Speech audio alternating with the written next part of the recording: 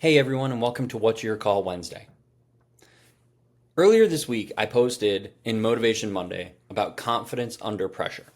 So, the next sequence that I want you to look at, I want you to start considering what you would do in specific scenarios with this call. Because I think it's going to be obvious what the call should be, but I want you to picture yourself in the 90th minute, under the blazing sun, or in conditions that aren't ideal. Blinding rain, however you want to, right?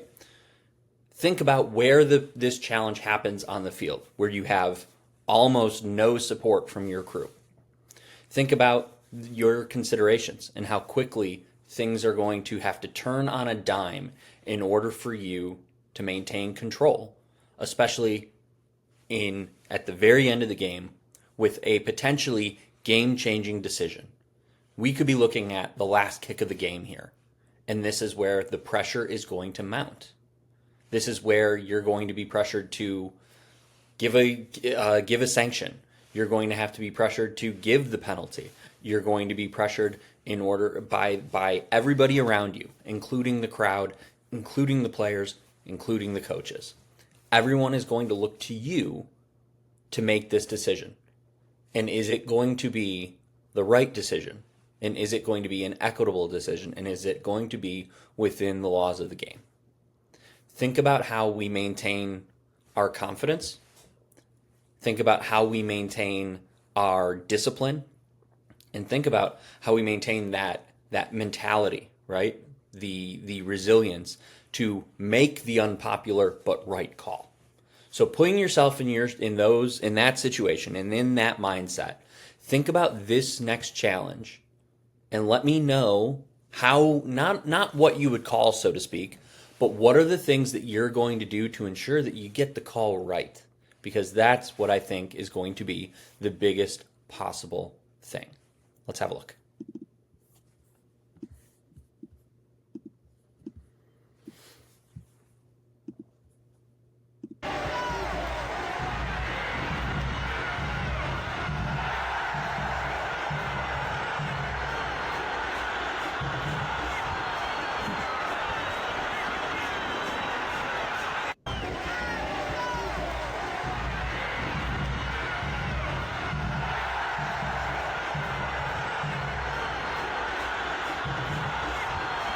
So as we're watching this, let's review what's actually happening. What's the positioning on the field? It looks like they're just over the half line. What's happening? White number 7 is on a breakaway or is moving quickly down the field. Pace, opportunity, all of that stuff, plenty of green space right in front of him. What does 27 do? As he's coming through, 7 takes a touch on the ball, and he goes down. What's the nature of the contact? What are we looking for here in terms of a sanction? Is the referee right with the caution here? We don't have a ton of information, so it's one of those moments where there are certainly cases for dogso, there are certainly cases for spot. But in the pressure that I kind of talked about, right? End of the game, 90th minute, breakaway is happening. What does that look like? That challenge is obviously going to be a game-changing challenge, or it could be a game-changing challenge. You can see the coaches are appealing for a send-off. You can hear the crowd going absolutely berserk here because it is a professional foul, it is a tactical foul, and when it comes time in that moment, minute 90, on the breakaway, what are we going to do to not only get the call correct, but also to maintain control? Because I think that's going to be the principal difference in your success on the field. Like I said on Monday, you will have an opportunity to make the right call as well as to maintain control. And there are times those two things don't guarantee one another. There's times where the game will expect one thing, but you have a different decision to make. Are you going to have the confidence to be able to go ahead and do that? Are you going to have the strong body language, that confident eye contact with communication? Are you going to be able to, with your personality, maintain that what everyone's expecting isn't necessarily what the decision is going to be? because that's what's happening here. You see that the referee is coming over. He's calm, he's confident, he's already holding that yellow card aloft. But everybody on the sideline and perhaps some portion of the crowd is expecting this to be a send-off. What's the nature of the contact? Who's initiating it? Are we thinking about this in terms of spa or dogso? Or is the contact enough to say go to reckless or excessive force or brutality?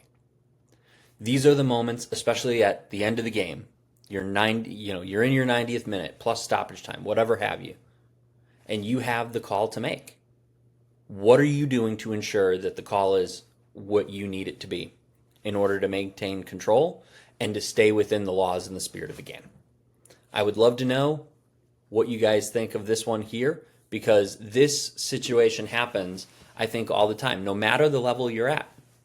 Even if it's a youth game, even if it's a semi-pro game, even if it's an adult amateur game, it does not matter.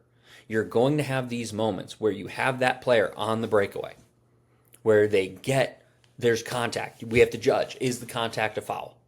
We have to judge, where are the other defenders? So are we scanning the field to ensure that we're making the right decision there? In this instance, he has a fourth official, and since that foul happens right around that halfway line, the fourth official is in a credible position to be providing him information. What if it was further down into that corner where you have a differing, where you basically are in your own way? What's the call then? Let me know what you think in the comments, and as always, I look forward to hearing from you. In the meantime, I look forward to catching up with you guys on our weekly call and for Infringement Friday. Have a great one, guys.